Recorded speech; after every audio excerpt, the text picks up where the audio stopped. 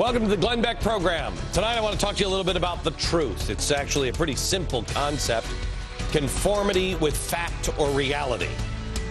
The truth. But Washington has trouble grasping that whole idea. They'll tell you that we're really not even news, that you should read the Huffington Post or whatever. Instead, over there, they're spilling out garbage like saying the $1 trillion health care plan is reducing costs. Don't take my word for it. I don't ever want you to take my word for it. I want you to look at the facts. I need you to decide who's telling the truth. Your children need you to decide that. We told you many times the $1 trillion plan will not save money, and the $1 trillion plan is not a $1 trillion plan.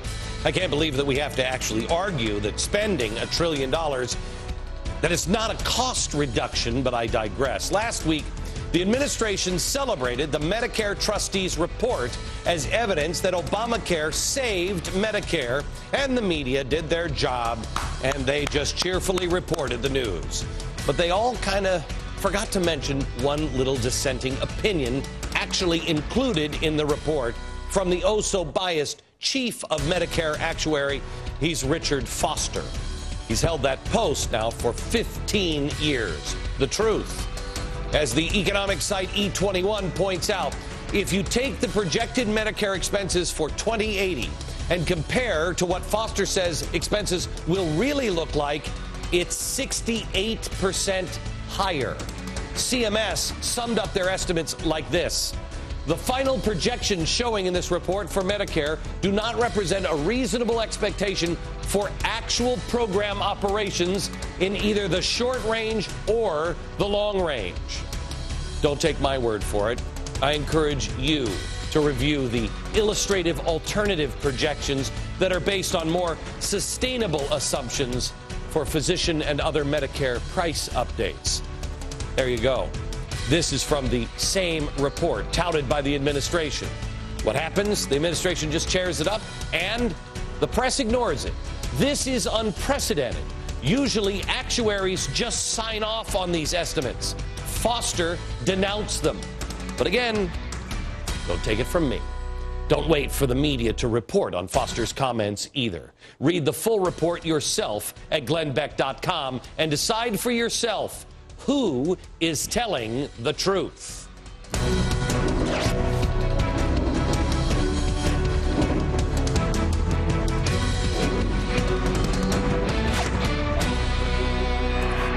Hello, America.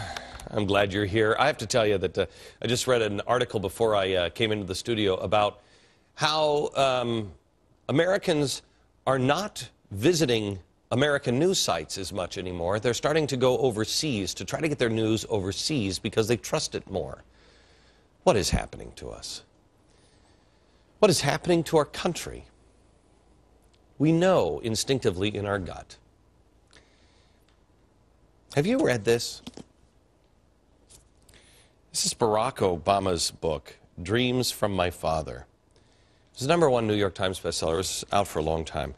It will really, truly change your perspective on things. Let me ask you this. What were the dreams of your father? Do you know? What was he passionate about? What did he want for you? Maybe he wanted you to go to college because maybe he didn't even graduate from high school. He definitely wanted something better for you than he had. Maybe he always wanted to start his own business and be his own boss, but couldn't.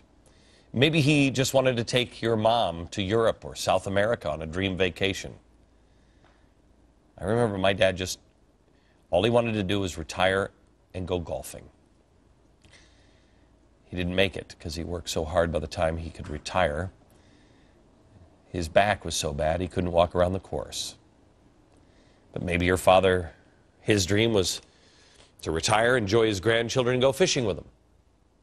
I don't know what the dreams of your father were, but at least some of those dreams that I just mentioned you could probably relate to, even if they weren't your dad's dreams. As an American, Chances are your father didn't dream of leaving his family and 2-year-old toddler behind to continue his education at an Ivy League school so that he could take that American government-paid education back to his home country, along with a woman he picked up in Boston who would become his third wife, to encourage his nation to drop the newfangled socialism being promoted in favor of old-style Soviet Marxism. Do you know anybody who had a dad who that was their dream?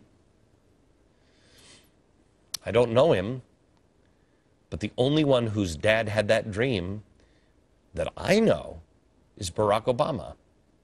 Those were the dreams of Barack Obama's father. Now, they were a little more complicated than that, but essentially that's what Barack Obama Sr. did. He fought against African socialism advocated by pro-Western Third Way leader, this guy, and the president of Kenya. This is Kenyatta. You have Kenyatta? There he is. And he fought against those guys in favor of the communist allied leader. He wrote an article in 1965. It's called Problems Facing Our Socialism, written by Obama Sr.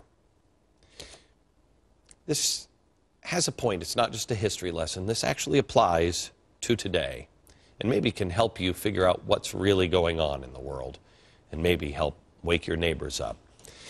In this report, this mocks the government's economic policy of African socialism while focusing on what needs to be done in Kenya.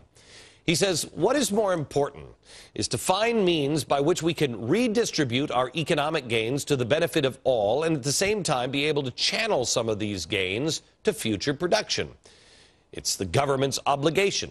He goes on, we also need to eliminate power structures that have been built through excessive accumulation so that not only a few individuals shall control a vast magnitude of the resources, as is the case now.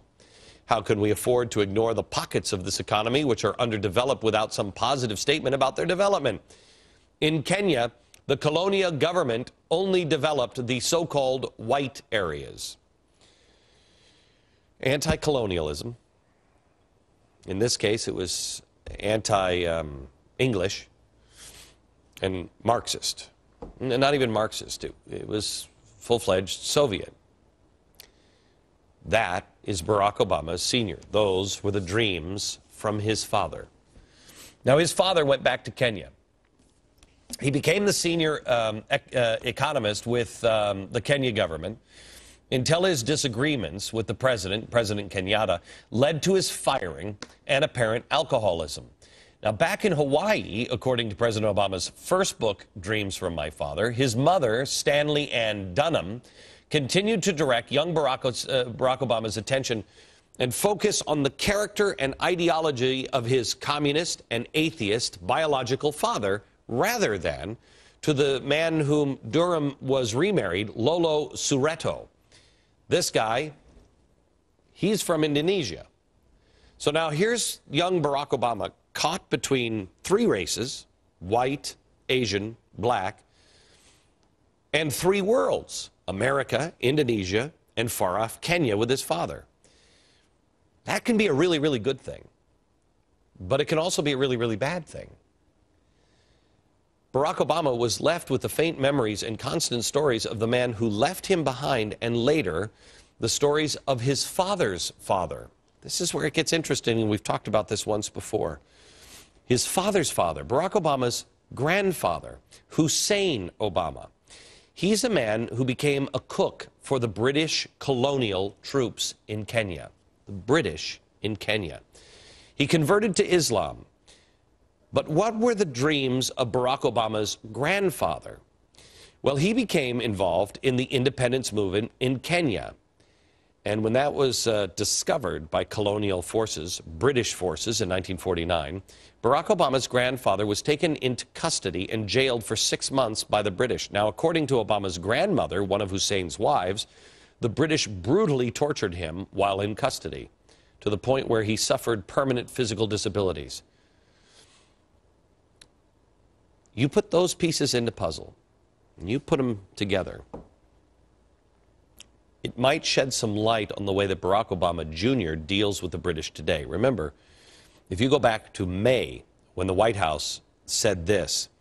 They wanted to keep the boot on the throat of BP. Or when we needed NATO's help in sending more troops to support our war in Afghanistan, guess who was there to lend a hand? I'll give you a hint. It wasn't Germany. It wasn't France.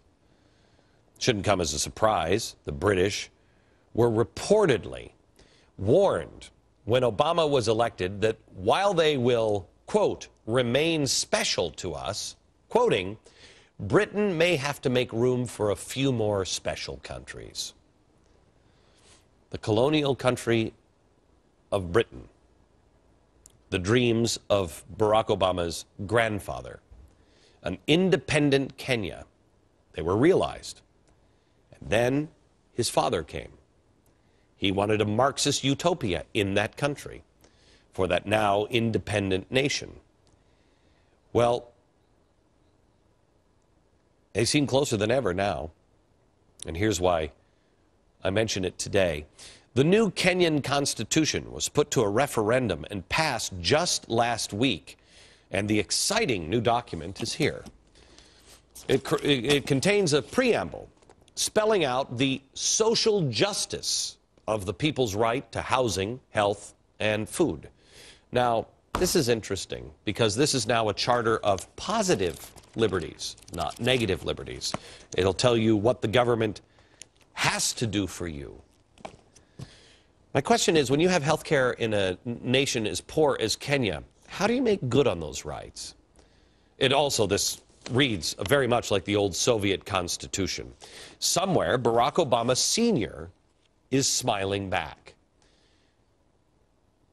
But how about Barack Obama Jr., the dreams from his father? What was it Barack Obama said about the American Constitution? Generally, the Constitution is a charter of negative liberties, says what the states can't do to you, says what the federal government can't do to you, but it doesn't say what the federal government or the state government must do on your behalf. Like this one does. Now, Kenya's seems to be a document of positive liberties. In Section 33 of the new Constitution, under the heading Freedom of Expression, it outlines a few other specifics. The right to freedom of expression does not extend to propaganda for war, incitement to violence, hate speech, or advocacy of hatred that constitutes ethnic incitement, vilification of others, or incitement to cause harm, or is based on any ground of discrimination specified or contemplated in Article 27(4).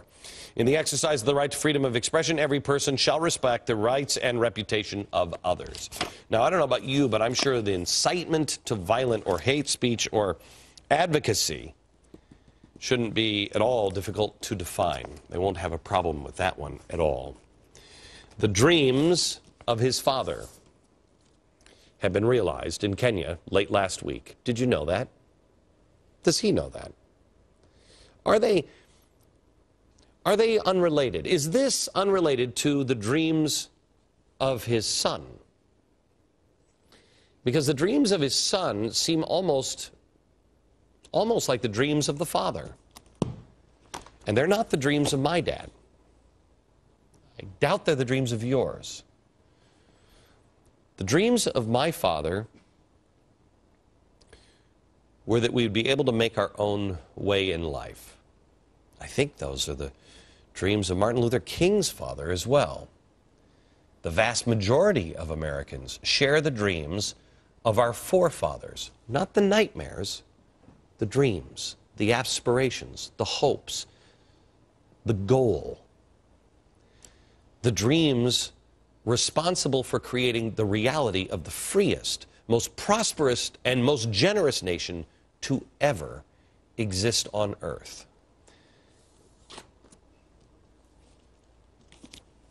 Another thing America has to decide. What were the dreams from his father and his grandfather that have now, after all these years, been realized? And is the son and grandson pursuing those same just goals against colonialism here? Back in a minute.